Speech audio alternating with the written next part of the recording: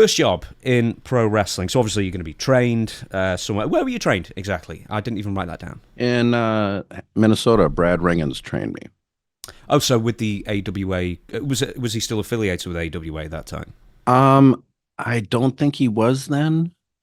I think, yeah, I don't think at that time he was because I think he was. I'm trying to think. I think he may have been done. Was he? No, he wasn't done wrestling completely, but by then, most of his career had always last large portion of his career was in New Japan. He tagged a lot with Masa Saito, but I think he was nearing the end. But no, not. I don't think he was affiliated with the AWA. I don't think the AWA was really well. Oh, they were still running. So I can't remember if he was still training people for him or not. Yeah, you wrestled for the AWA a couple of times as well. But Yeah, we would, a guy I went through camp with, Tom Burton and I, we would go to the warehouse, get the ring, bring it to the Rochester Civic Center, set it up, do 3 squash matches each, tear down the ring, bring it back to the warehouse. speaking of squash matches, if I can get it out there, I'm tongue tied today. WWF. I love it when I find out that someone at the beginning of their career has appeared on Wrestling Challenge or Superstars or whatever it may be. I love these stories. So, I'm not even going to tell you who it was. Do you remember who you wrestled? It was a single taping, Wrestling Challenge, May 16th, 1989, and you had 2 matches. Who were the guys? Yes, the first match was a tag match against Big Boss Man and Akeem with the Slicksta managing them. And if I remember correctly, the second one may have been Bad News Brown. I can't. Rick Martel. The Model Martel. Yes, Rick the Model Martel. Because I know I did a couple times went and did TVs and did squash matches for WWF. Rick Martel was also managed by Slick. What did you do to piss Slick off that day? You faced like every single dude on his roster. I don't know. Who knows? So as I say, I love the stories about WWF, doing the enhancement stuff. How did you end up getting the gig? Who recommends you for that? I think Ed Sharkey got a bunch of us local guys when WWF would come to either close to town. Like I think the first one we were up in Duluth, Minnesota. And then I think the second one was in the Tri-Cities area. But yeah, Eddie would line those up. And it's funny when when we have extras come to AEW and they're all together while they're getting told the do's and don'ts and whatever. And then when they're done, I'll go and shake hands with everyone. And once in a while, I'll say, like, they'll say, well, you got any advice for them? And I'll tell them, yeah, I say, when you're out there in the ring, even though it's an enhancement match, I said, look confident, look like you're there to make a name for yourself. I said, when my first squash match in WWF, it was against Big Boss Man and Akeem. They were both 6'6", over 300 pounds. And I looked like a scared child. I said, don't do that. Do you know what you did do, though, was turn up in shape at least? Because most enhancement didn't actually bother with it and had, like, at least some respectable gear. Like a lot of the dudes would turn up, 400 pounds, they're built like a pear, balding mullet, which I love, by the way. I mean, I love those kinds of enhancement guys who come in. But at least, you turned up looking decent but young. So, you definitely had more promise. How terrified were you? Oh, I was scared. I mean, not as bad as the very first time I wrestled, but I guess it was just I didn't want to make it screw up and make anyone mad, And of course, you always want to do a good job. You say the do's and don'ts. Did you get a list of do's and don'ts before you were out there with Twin Towers and whoever else? Not back then, not really. I think we all knew what our job was, and we just usually had our own room. And that's another point I was going to make was whenever I see the group of extras, I always make sure I go say hi, introduce myself, and shake hands with them because I'll never forget.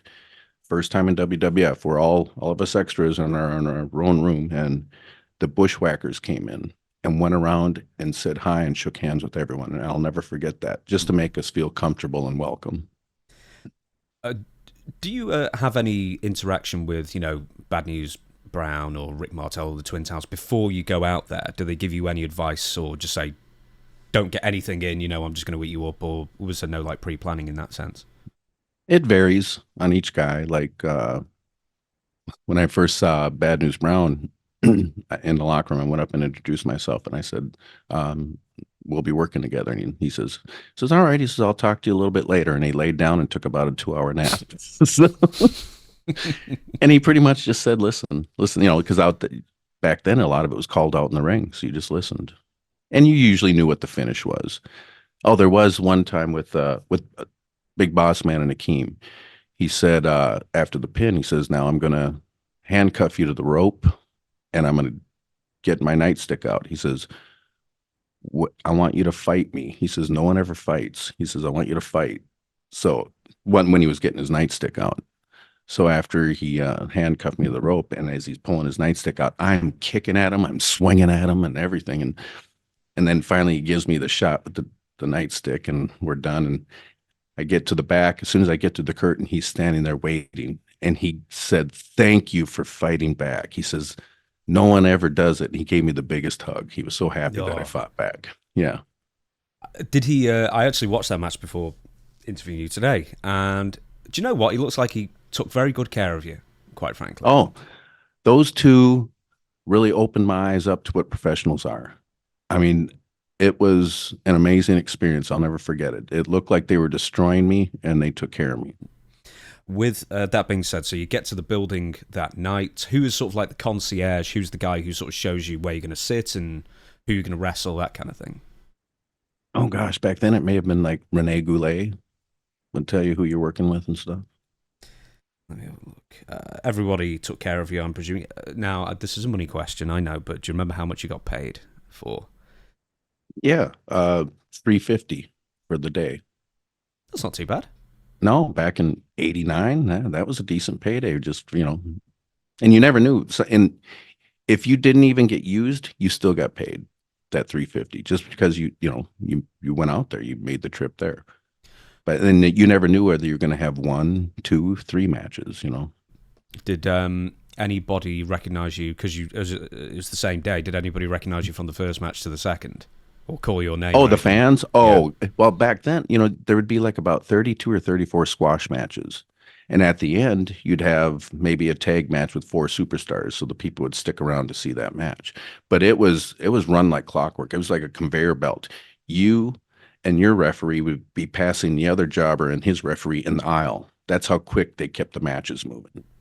So, and every time you went out for your next match, the fans would be on you. They'd be going, you still suck. You're still going to get your ass kicked. And you're like, I know. We just walk, but you're just agreeing with everybody on the way down the aisle. Yeah. I'm like just waving. Yeah, you're right. I'm about to get my ass kicked, but each time, especially if you had 3, each time it got worse and worse. They would really lay into you. It was hilarious though. Why didn't you do any more? I think you only did a couple of TV tapings. Was this something where you thought, well, if I carry on doing this forever, then I'm going to be pegged in this role forever? Oh, no, sort of thing? No. I'm trying to think of the time frame because, Hot Stuff Eddie Gilbert got a hold of me and asked me if I want to come down to Memphis. So, and this was after I'd already done the TV tapings and squash matches. So he brought me down to Memphis over the winter of 90 and 91.